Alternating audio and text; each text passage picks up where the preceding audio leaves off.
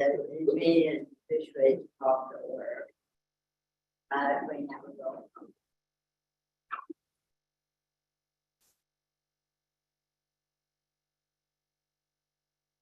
All right, Ms. Bam here. Mr. Broussard Here. Ms. Hennessy Here. Mr. Lewis, Ms. Monroe here. Ms. Pope. I tried. Palazola here. All right. You have 5 members present of the 6 that are actually appointed, so that does represent a quorum. So there's a thing in the law that says we have vacancies, we don't have to count them. Is that right? That is correct. Okay. Yes. So that means the only action item is the minutes, but we can't approve the minutes today. All right. And we didn't have any.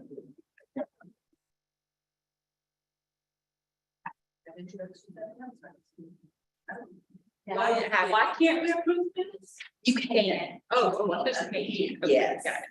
It sounded like that to me too. Okay, I'm sorry. We can approve the minutes. Okay. Did y'all want to read the minutes real quick and see if any people have thanked you or anything?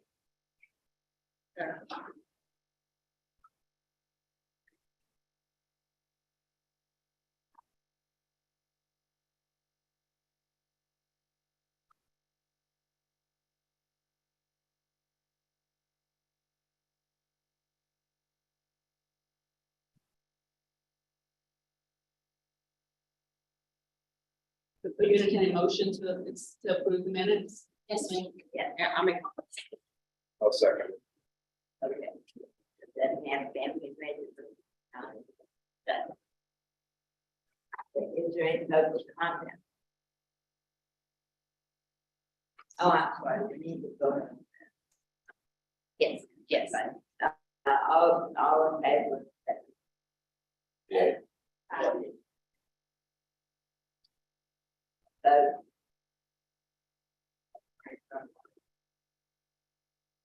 Is there any public comment? Andrew, did we receive any public comment? No comments. Okay, they have a vote of Monday, Ms. Underwood.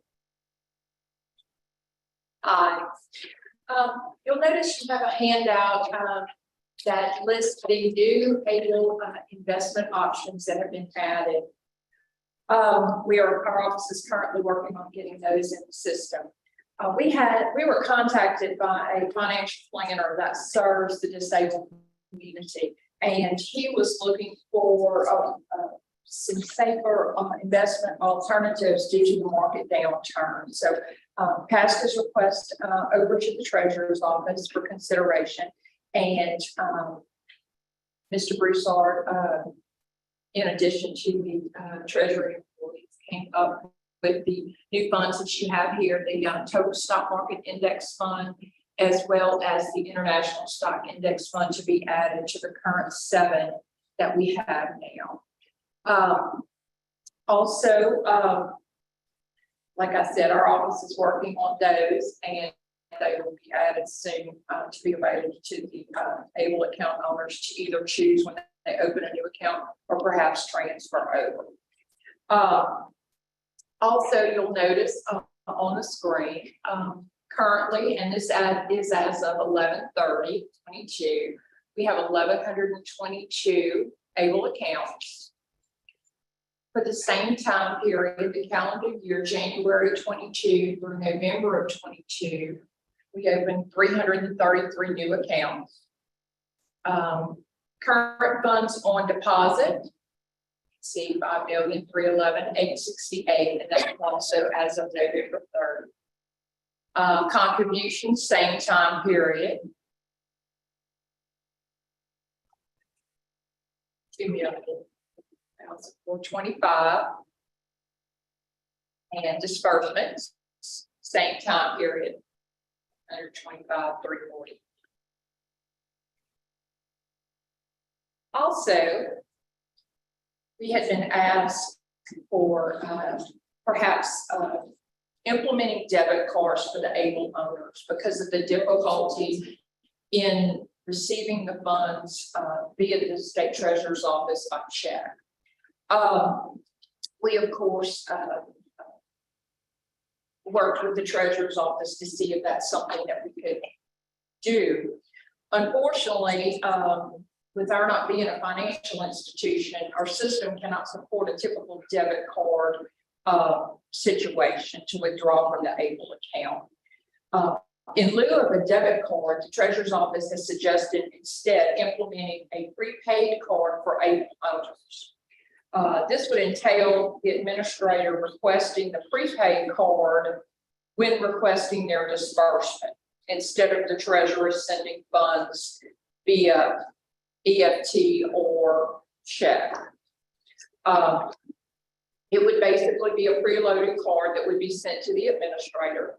And it's my understanding that if the administrator choose later to reload that card, that they would keep the same card, it would simply be reloaded. Of course, my first concern as a former banker was, would this be a fair instrument? Could someone use this card if it were lost or stolen? And it's my understanding that it would be PIN protected. So, I of course wanted to present that to you today for your thoughts and consideration.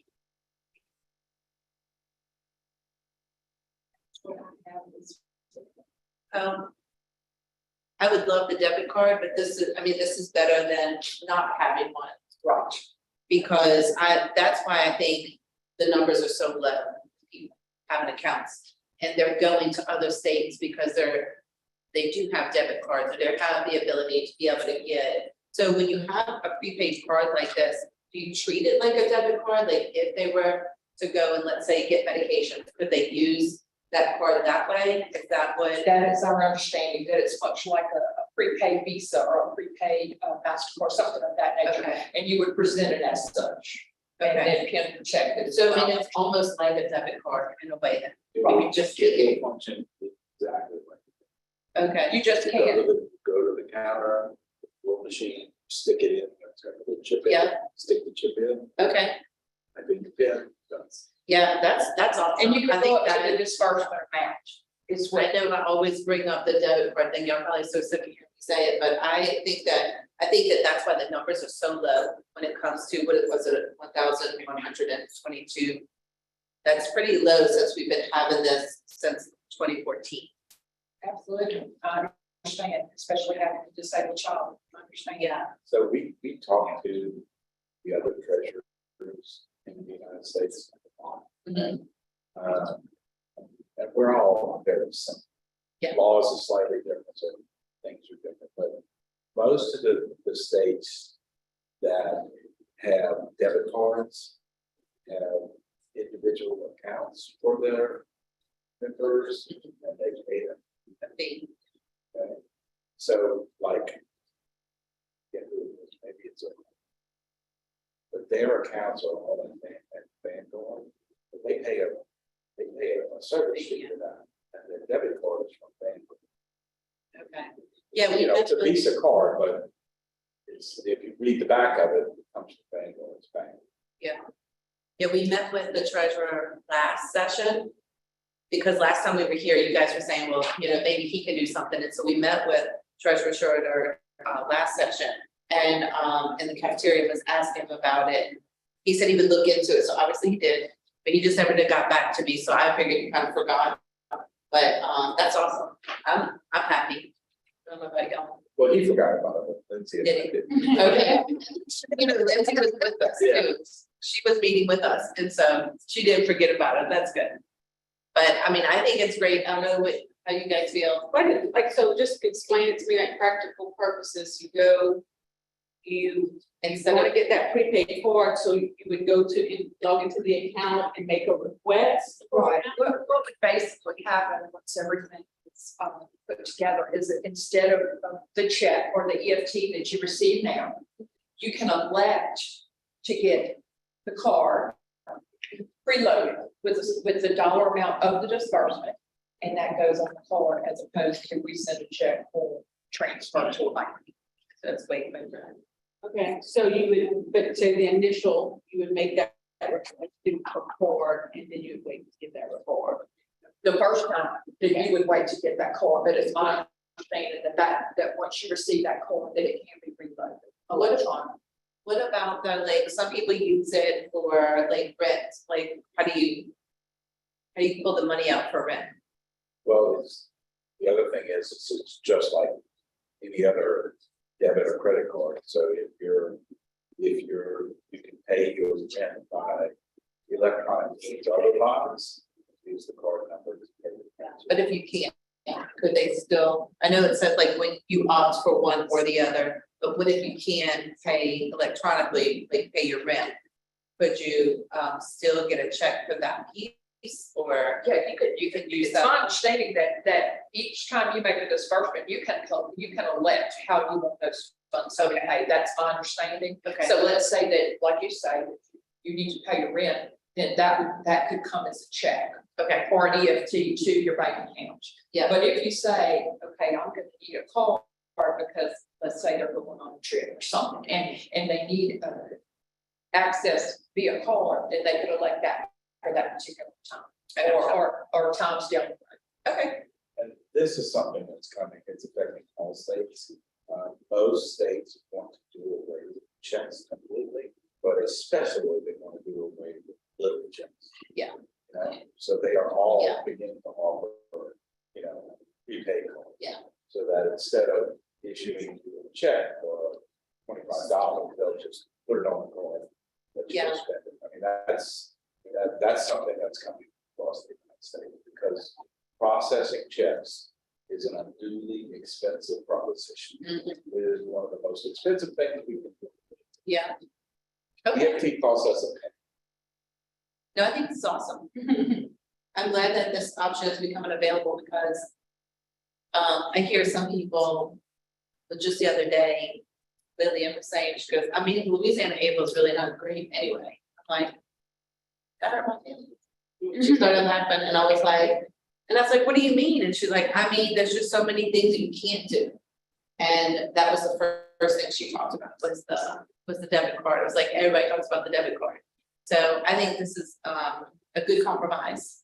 But I'm telling you, the alternative would be, you'd have to have the. Have to go to individual accounts. They would have to pay. They'd have to pay a fee. So this would, okay. But you can't like withdraw cash from it.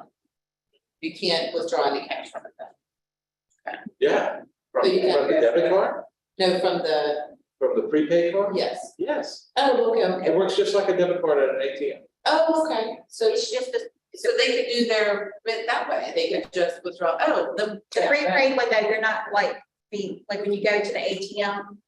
It's like you only have $200, that's all your. yeah, okay. You know, so yeah. But the cash back at some institutions or at some establishments is limited. So I don't know that we would wanna say to people that getting cash back would be the way to get your rent unless you're thinking, because even if you go to an ATM, usually they're going to There's a limit limit. cash to Yeah. like 200 or 300 per transaction. Yeah, we just need to make sure we put that on both Yes. of our websites. I know we have all of it on ours, but probably need to make sure it's on y'all's too, like what the limit would be. Okay. And that's gonna. Or that, or just to say every bank. There could be a limit, yeah, because every bank is gonna be different. One's gonna allow you to have all the access. Yeah, So. and that you need so there are to those prepare. limits. for Daily that. limits.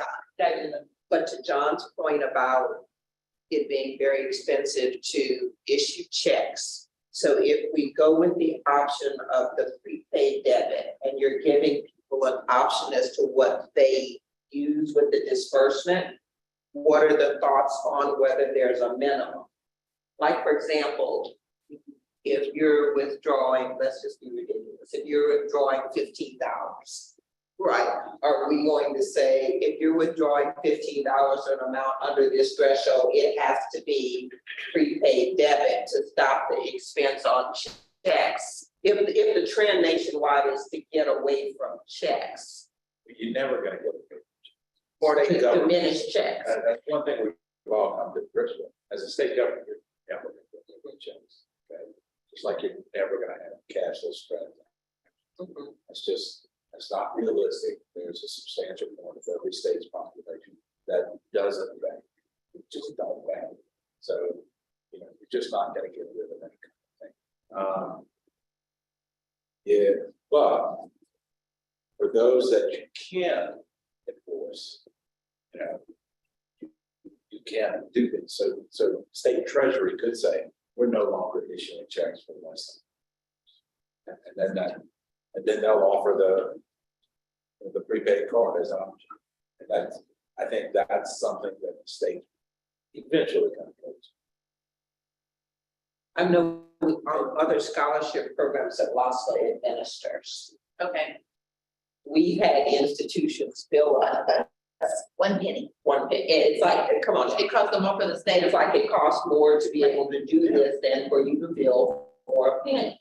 And so we have had this discussion on other programs with, you know. Yeah. That's a lot of human processing for something that insignificant. That's why I bring it up, is because experience wise, this issue has come up. Yeah, and it's not unique to Louisiana. This is like, I mean, I think every meeting I attend for NAS, the National Association of State Treasurers, it comes up. Yeah. Every meeting, it's like, you know, everybody's lamenting how much it now costs them to issue a paper check. Yeah. Well, to be honest, I don't think people care for the paper checks that much. I mean, it's a hassle for them too. They have to go to the bank. First, they have to request the money. It takes them a couple of days. It takes like a whole week for it to process. So I don't think you're gonna have a lot of people say, oh, no, I want to check. I think you're gonna have the majority of them say, yes, this is wonderful, thank you. So at this point, you don't think there's a reason to put a limit on the debit, because if many are unbanked, or then they would probably prefer the prepaid debit. So, yeah, I would think so, but let me ask this question. So would this also get rid of that 2 times per month rule? Where you can only make a request 2 times per month? I mean, it should, it's not like, because it wouldn't be like you guys have anything in-house to do, right? If they were to do it this way? We would still, we're probably still going to have to actually. And nothing's been put into place yet because it's, you know, but I think we would still have some work with the treasurer to make sure that they are getting the funds the way they want to get them. I mean, I'll have to defer to you on the right of the month. I don't know exactly how the processing is gonna work. I don't know the manual that's gonna be. So I think that Terry and the IT staff would have to talk about if it's gonna be a more manual process, or if that's just gonna be where they go in and make a request and it's automatically there. I mean, if it happens that way, obviously it doesn't matter. They can request every other day if they want to, but if our staff has to go in every time and physically do something, that's gonna be an administrative issue, which we would probably need to keep that. And that's the case now. There's still an awful lot of manual process that goes on, which So that is the second thing that most complaints are, is that they have to really like judge the time and say, okay, I can only do it twice. So, and they're trying to lump things together. And so we don't want it to be where it's like a hassle. So if it doesn't require a bunch of administrative work, could we kind of do away with that too, or maybe say 4 times a month? Or if it's like once a week or. Is what does it, from the administrative standpoint, what would it cost as we transition to this new way of doing business? Is this an opportunity to streamline the manual? Yeah. Because if other states are doing this, and I'm sure both Kelly, you and John have an idea of which other states are doing this, then that could be a conversation with them. There's no point in spending time reinventing a wheel when you have another state who's going to have similar bureaucracies. They may have a little bit difference in the law, but it's still going to be government. Yeah. Right? To see, well, how is it being done? Then we can evaluate the cost of that and then report back to you all on, this is what we found. Yeah. Right? This is what we think is feasible, because this is the type of feedback that makes this group so very valuable. Or if it doesn't, or we could also say, like, if you're really trying to phase out the checks, that could be a benefit of having the card. It's like, hey, you can get it as many times as you want. If you're doing the checks, it's 2 times because of the administrative costs. And maybe that could help phase out those checks. I don't know, just And I'm I thinking, think most of the physical interaction, debit coin comes in from, like, setting up a specific coin, specific account, comes in on the phone. After that, it should be more streamlined than cutting a check. So you're basically just initiating an EFT. That's gonna go out that night, the effective next day, something like that, to the card. Okay. But the physical intervention is gonna be the first one. Because you have to get the card, you have to load the card data into the system. Right. You have to mail the card. And there's. So I guess we just wait and see. We'll get the I cards. think it's, once it's running, it's a possibility you could do it right with that. But I think on the front end, knowing what I know about cards is, there's gonna be support on the front end. Okay. You know, I won't push it. I think it's cool, but John, is that something that on the front end, is that something that the treasurers that would come from treasury, that debit card or vendor to do the prepaid cards? And then we would have to also look at our vendor with the programming from start on the back end to support the balancing of that. And when we initially talked about it, it was like Terry was explaining, a disbursement. And so initially it would fall into the disbursement rules. It would just be another way to get your money. But, I guess we can look at it. Yes, it's going to require some changes by our vendor. And then also I think it's Elevon is the vendor that Okay. issues the card, but requires some work on their side too. But, yeah, so You have- and right now, Levon is the, like right now, and I thought we had a $200 limit. we do, it's Okay. 200 twice a Okay. month, at least, Yeah. $200 minimum twice a month. And You just have to make some. But can I just say something, I could see it as a practical use, if there's a person, especially that has an intellectual disability, and their caretakers, family, people who support them are trying to give them as much independence as possible, but the way that they give them independence is by giving them once a week, a certain dollar amount, so going like twice a month, they may not be able to manage that longer period of time, but they can manage their, whatever that amount they need for that week. So I can see that you would need more in that, and that would be a good way to help increase someone's independence. but I still think you can't make that call until you have the first guinea pig. Work through Right. the programming that staff has to make versus the programming that interfaces with Elevon. So it just, Until you actually know how this actually works on a current basis. In other words, this person has a disbursement to the prepaid card. And the first time, and then the second time, and the third time. And the first time is all the setup working, but then after that, it's all electronic. But then there's your answer. You don't need the. so when do we think that, if we all agree, like, when do we think this will go into place? I can't speak to that. I mean, it's gonna be some programming involved, of course, and also to have the process. Because as it stands now, and I'll tell you, with the disbursement, any disbursement, okay? We get the request.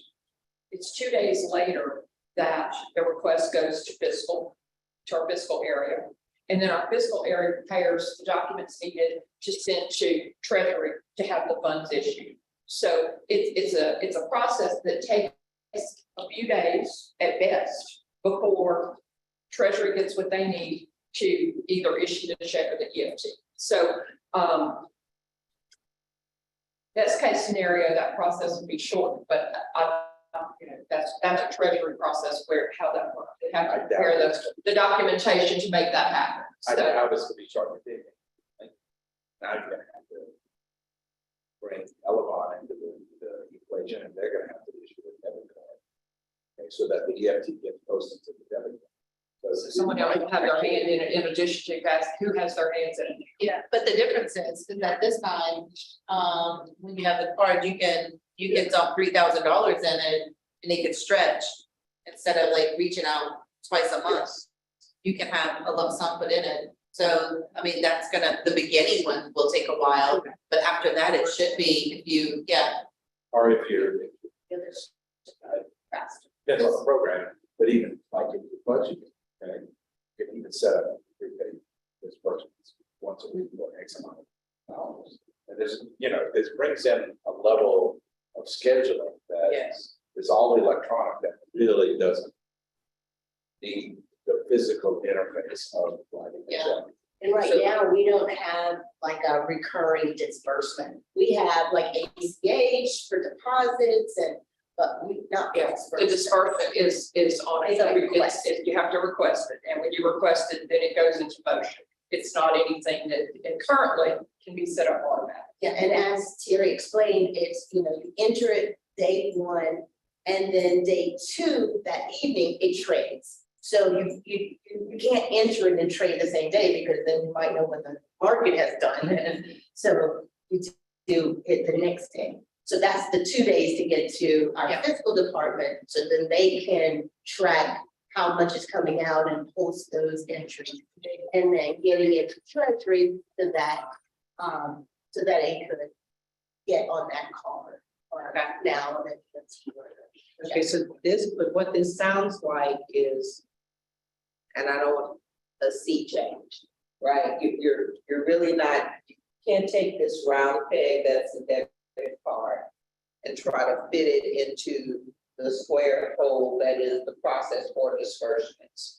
It sounds like if this is something of interest, this is something other states are doing, this is something treasurers are discussing, which means that it sounds as though if we're putting this issue here, we're discussing it, next steps are, okay, how do you, this is transformative, right? How do you transform your system to be able to operate a new way, which means new duties for your team members, a new type of operation for your team members. So What's the timeline for implementing? What's the cost? And what will it look like should be our next report to this body. To say, this is the cost, this is how long it would take to get it up and running. And this is what it would look like when you're done, because let's say the worst outcome would be that you look at it and you say, well, that's worse than what it is now. So why would we want to spend money to do something that doesn't improve the quality of life of the customer that it's designed to assist? So you can't. And that's what will happen if you try to take this and fit it into this. It's not going to be worth anybody's time and effort. So that's what it looks like. There have been some discussions. So next step. I think initially too, Simone, we had to wait for Elevon to give us that they even wanted to participate, and that would be enough volume. And I think that, like Terry, they've been communicating with Terry, and they recently gave an update that they did want to move forward with it. So that's where we are. And absolutely, we can think through the process, working with the board and just kind of think through the process. And for IT, we'll just implement whatever the process needs to be. And that's how I see it. Tell me the process, we'll fit it in. Does that sound fair?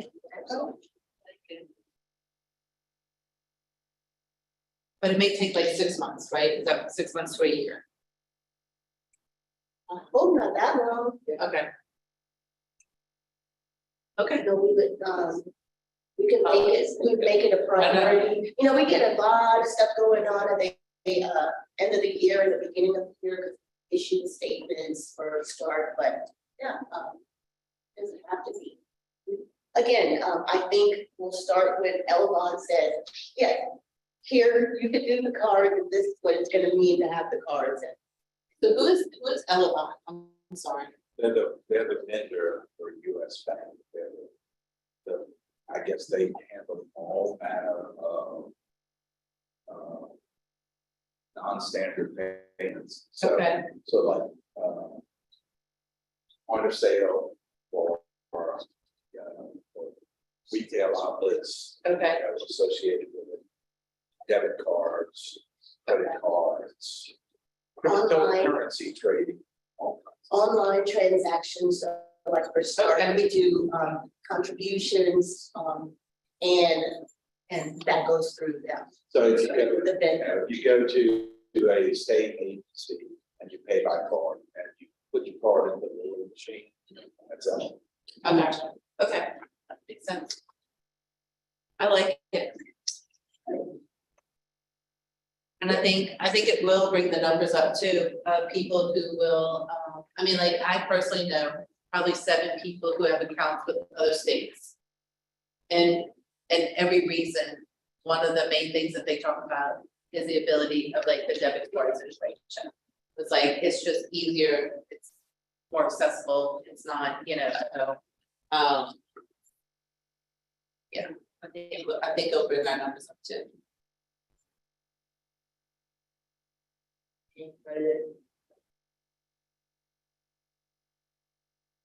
If not, let's move on to our discussion item. The first one is the update on the Louisiana April Council Plan. Who would like to fill in on that? That's gonna be Mr. Bell. Everyone, I'm Shane Rappel. I'm the co-director of the Division of College Access, Success, and Communications, along with 70 homes. I would like to introduce 2 people before I get started with branding. Also do this as quickly as possible since we're on time. But we have Anna Rose here with us. She's our new public information officer that focuses on community partnerships and 529 promotion. Also have our new communication strategist. We're working on the communication strategy for the agency, and a key component of that is the promotion and growth of our 529 accounts.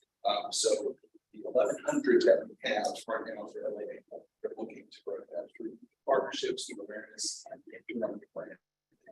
So down. So the agency recently did a rebranding so that we could better promote our programs, our agency, make things easier to read. There was text at the bottom on the old one that was a little difficult. Redid fonts. We just wanted to make sure that we had a very clean, contemporary look. This is the previous logo for LAA. A lot going on there. And so we wanted to bring it into alignment with what we did for the agency rebrand. And so this is what we came up with. Clean, sleek, simple. The state of Louisiana doesn't have jagged edges like smashed it from backwards. It is much easier to read at the bottom, and we're able to do different things with it. We have a horizontal option as well that we're able to put on different backgrounds.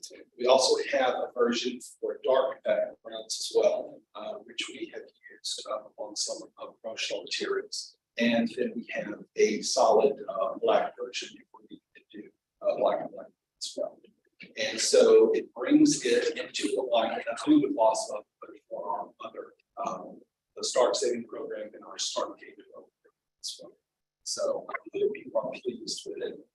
We have started rolling it out. We have flyer designs, new graphics for our social media, and are really working to promote our 529 programs. Anna is pretty much our point person for going around and doing our table and informational sessions on our 529 programs. So she'll be a key component of meeting with members of the community, organizations, and being actually physically present at these events for other kids. And that's what I have for the spring. Any questions at all? In regards to, I mean, this looks good to me, but would it be on social media or on websites, or is it completely accessible? We are using accessibility like reading. That's actually something we're working on. Communication strategy is in the Ozzy actually.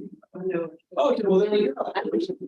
Yes, so yes, that is the main focus. And she, you know, we do things with readability website, things like that. But we're really trying to bring it to the next level and it's as accessible as possible. We're also doing our translation services. You know, if it's requested, there's a language was requested of us. We get those materials translated to the same thing, for those with disabilities and social Family, it's interesting that you bring that up because on the broader side of LAWSA, with all of the outreach and scholarship programs we do, we just commissioned a group called Vela to look at what we do and talk about best practices. And one of the first things that they came up with was when you are communicating to individuals, whether they be considered to be a part of the disabled community or not, readability is something that you need to be focusing on and avoiding all of these acronyms and avoiding talking as people in a level where I don't understand what that is. Another trend is nationwide, we're seeing financial aid policymakers come together right now to deal with this same thing that says it isn't even readable what you're sending to people and you're asking them to make life altering decisions on it. So yes, that's something that is on our radar screen across the board. We've always been told that it should be at a fifth grade level, no matter if you're talking to people with disabilities or not, because you don't know who's helping them. You don't know what the situation is in the home. So. Yeah. I think it looks nice. Thank you. Glad you're pleased with it. Discussion.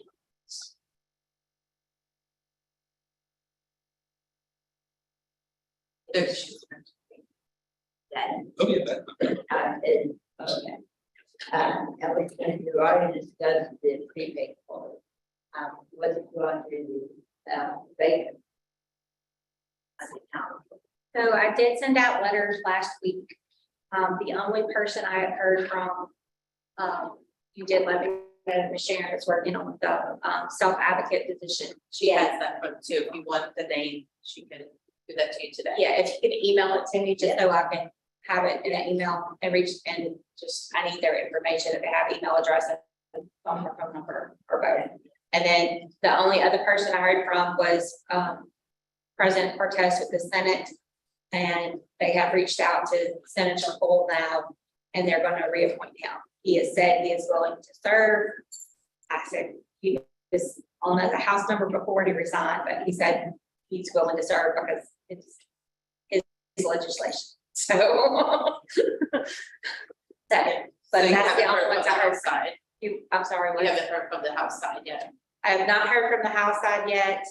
And then the, is the chairman of the, DTC the DTC that has to appoint the parent and. Yeah.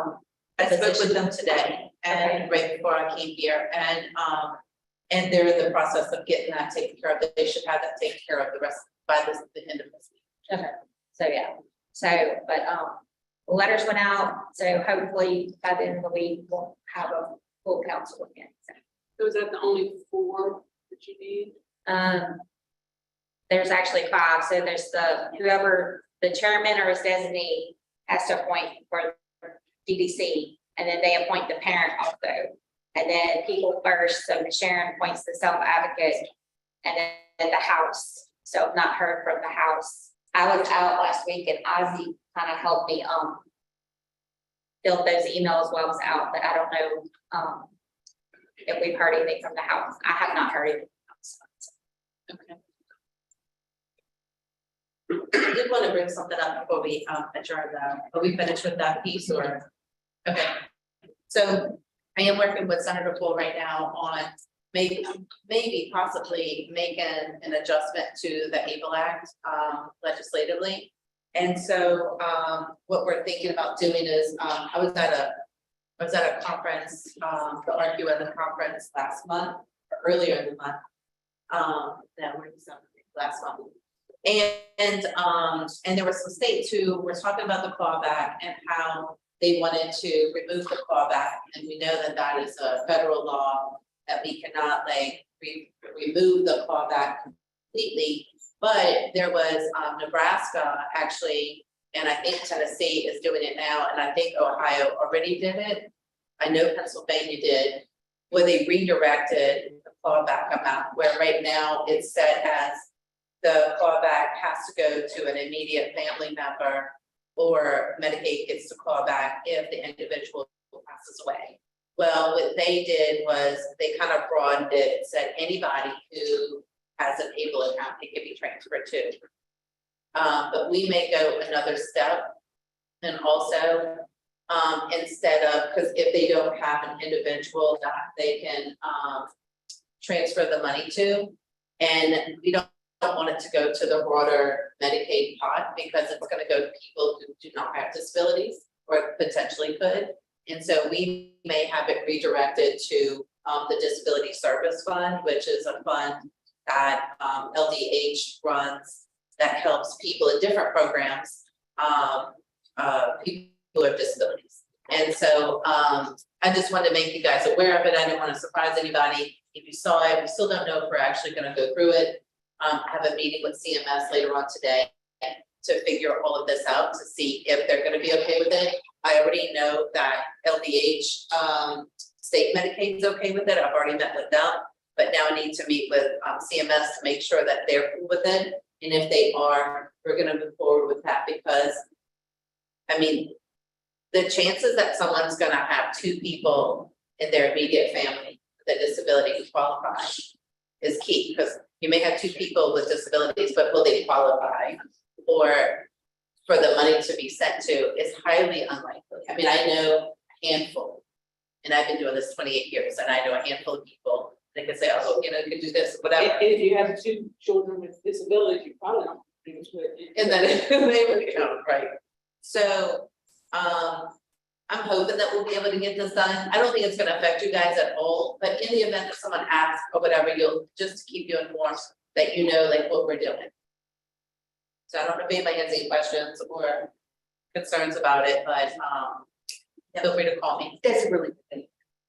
If that legislation is done, because it goes to help individuals for which need help. Yeah, that's Maybe what I was not thinking, that like, person, but yeah, somebody else did. that it was intended for people with disabilities. It wasn't intended just for the broader, just to fill holes in the Medicaid budget. And so, I'm hoping we'll be able to do that. Just let us have something. Oh, well, thank you. Is there any? When will we have our next meeting? The state law only requires us to meet once a year, Okay, but if we need another meeting after we get the stuff on the prepaid debit cards, we can meet then. That would be good. Anytime y'all want, like, if we have an item or legislate, you know, anything up for discussion or whatever, we can always call a meeting. if we could, like, once we figure out what the deal is with the prepaid cards, stuff like that, could we schedule another meeting just so that we can, you know, be on top of it? Yeah. Okay, that'd be great.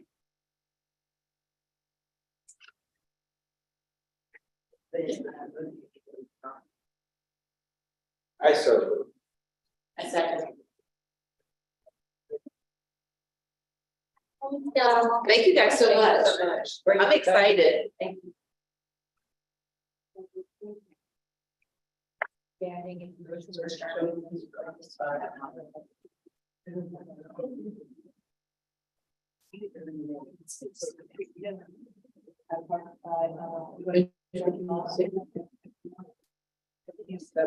Yeah.